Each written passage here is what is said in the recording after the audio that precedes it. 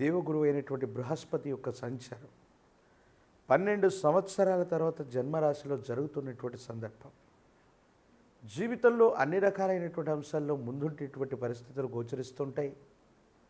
వృత్తి వ్యాపార సంబంధమైనటువంటి స్థితిగతులు, వ్యాపార సంబంధమైనటువంటి అంశాలు అత్యంత అనుకూలంగా ఉండబోతున్నాయి. మీరు చేసేటువంటి ప్రయత్నాలు సఫలీకృతమవుతాయి. యోగదాయకమైనటువంటి స్థితిగతుల్లో జీవితం ఉండేటువంటి అవకాశం కూడా కనిపిస్తుంది. స్థిర చరాస్తులకు సంబంధించినటువంటి అమ్మకం కొనుగోలు మీకు అనుకూలంగా మారేటువంటి అవకాశం ఉంది.